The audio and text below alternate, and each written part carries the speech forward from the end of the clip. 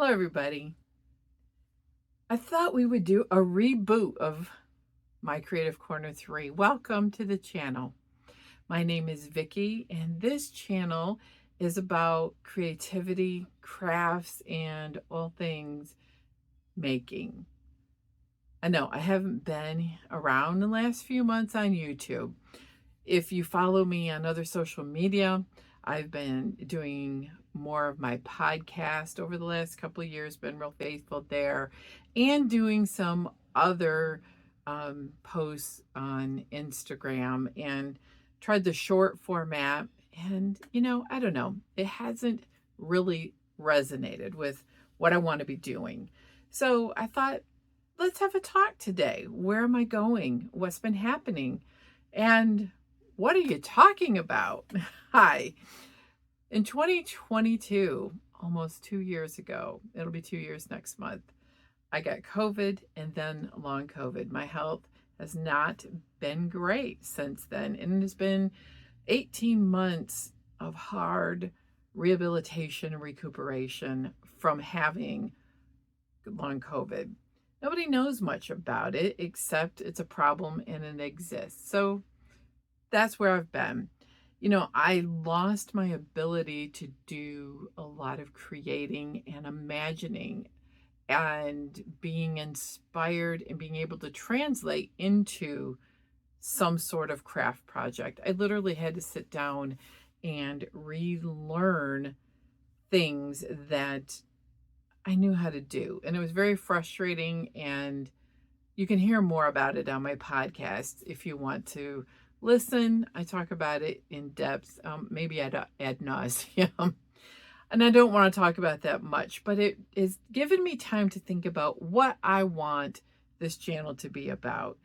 My Creative Corner 3 was started with my blog, and I'm going to have to guess about 15, maybe 20 years ago. And it wasn't My Creative Corners because the first two were taken, so I picked My Creative Corner 3.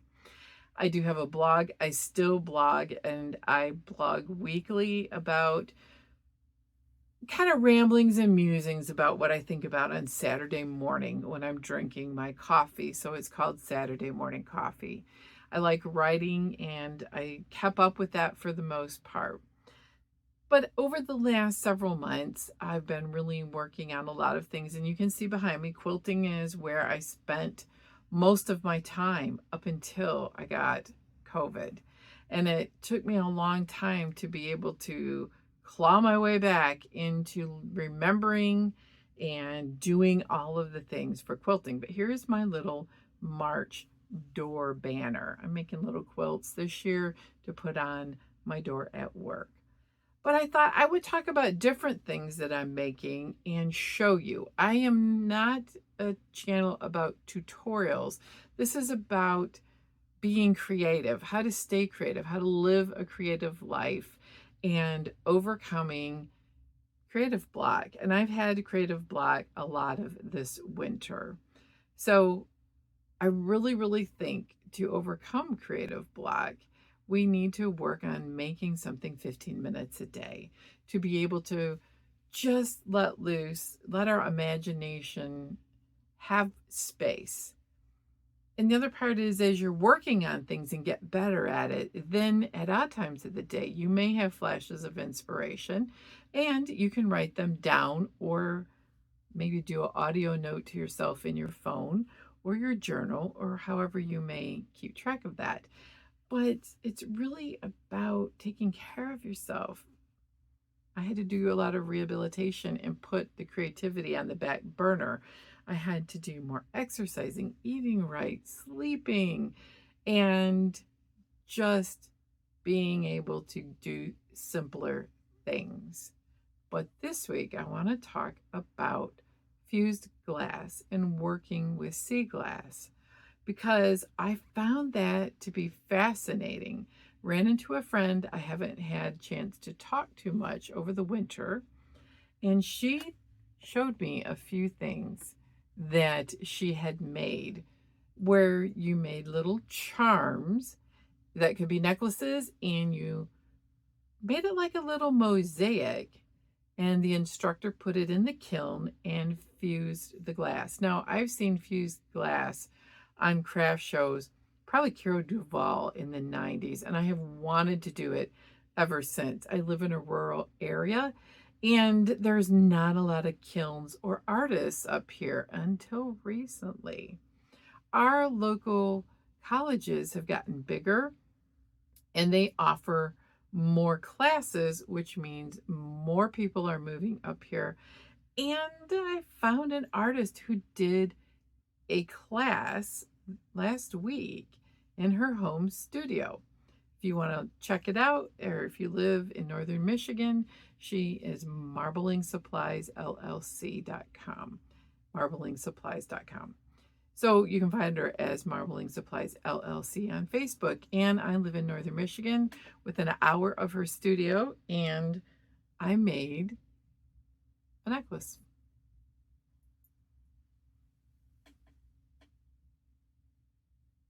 What was so fun about this is it reminded me of working with fabric, because there were little scrap bits and you had to find what you wanted in contrast to the background color. I love this blue.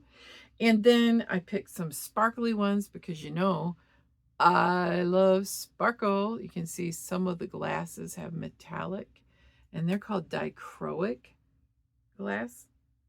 And this one is a kind of my first one. I put a lot of little pieces on it, and I thought, boy, this looks like a hot mess express. But it came together and fused nicely. And I will even show you here. Wouldn't that look great? So I'm going to start wearing necklaces more with these fused glasses. No, fused glass pieces. Brain doesn't work sometimes. So this week is all about glass. I really enjoy doing them, and I will show close-ups, but I want to show you we were allowed to make 3 pieces in this class.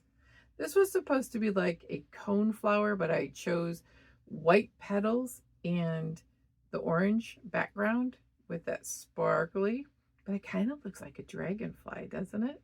What I like is this one is more minimalistic, and I worked on contrast and focus more. Scrap quilting has come in handy when it comes to making glass. And the one I had the hardest time making was this piece. Why? It looks so simple. Well, like anything else, what looks simple is really complicated. The instructor had pre-cut a lot of the glass pieces, and we were able to go through the little pieces of glass in her bins. I did take the plunge and I used the tile cutters and I cut a few pieces of glass. But going through all of the pieces of white, finding all the shades of white that I liked, all the shapes, laying them out over and over, it took me over an hour to find the little daisy pieces that I liked the best. And then trying to find pieces in the shade of green that I liked with shapes that were leaf-like enough for me.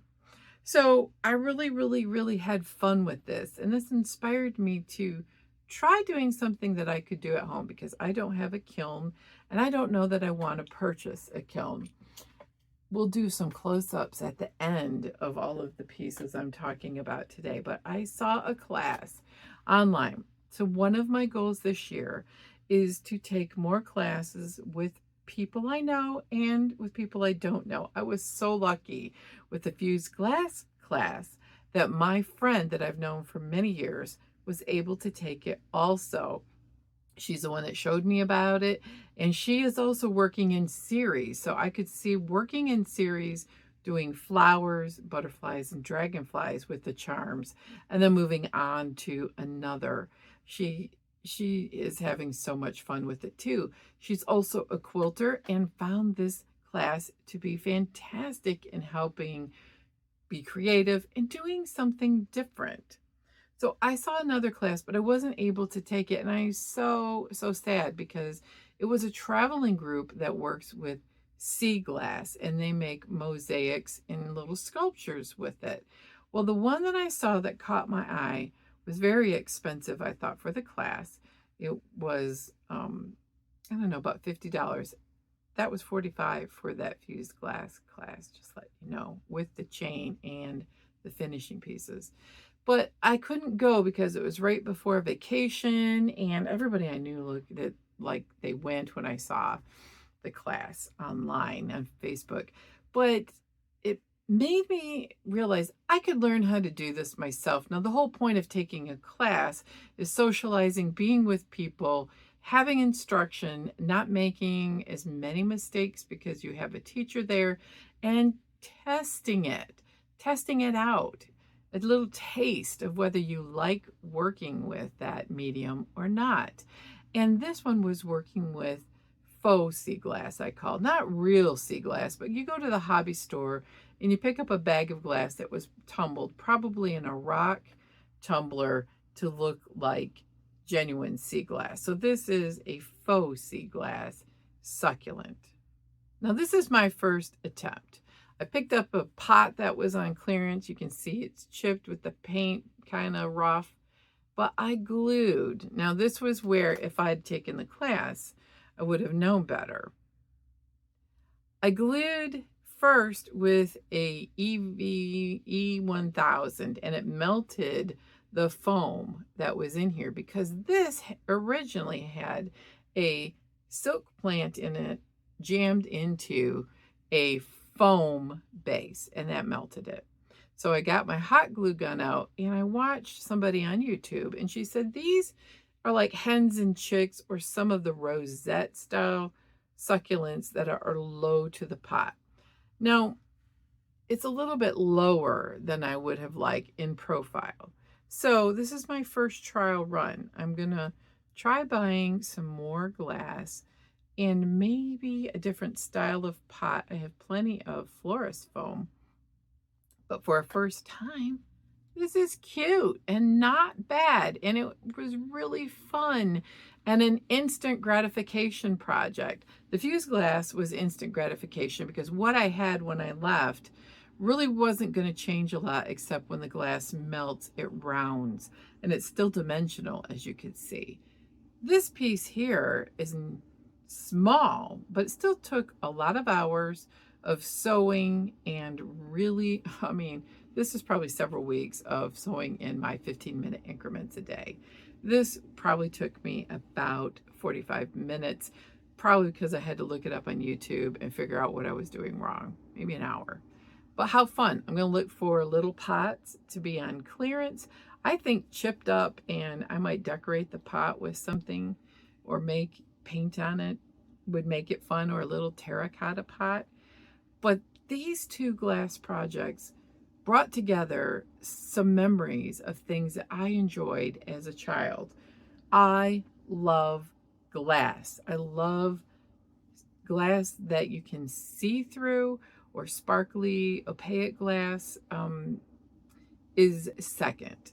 I love stained glass and I love collecting glass. I have all kinds of uranium glass from the 1930s and 40s, a whole collection of amber colored glass. I have what used to be called carnival glass, Vaseline glass, glass that Fenton glass, and all kinds of things that I absolutely love. And it brought together the tactile part of glass, which is so smooth and shiny, but the depression glass is pressed during the Depression era, and it was pressed into a glass mold. So touching the area that was all pressed in, I love glass beads. All of that came together in making these cute little mosaics. So we're going to end the video with you seeing close-ups of my projects, and just know that sometimes to overcome the creative block, maybe from sewing or knitting or hand sewing, which is a lot of things that I do, and I will continue to share on this channel. It is not going to be exclusively quilting. It's going to be all kinds of things about being creative. You guys have a great week, and I hope you enjoy looking at the close-ups. They're from, a new perspective, a beginner's mindset, and seeing the possibilities. Are they perfect? Are they anything more than making me completely happy? No, but I love them, and maybe you will too. I will see you next time, and if you enjoyed this video, please like and share and hit the bell for future notifications of videos that I'll be posting. Have a most wonderful day.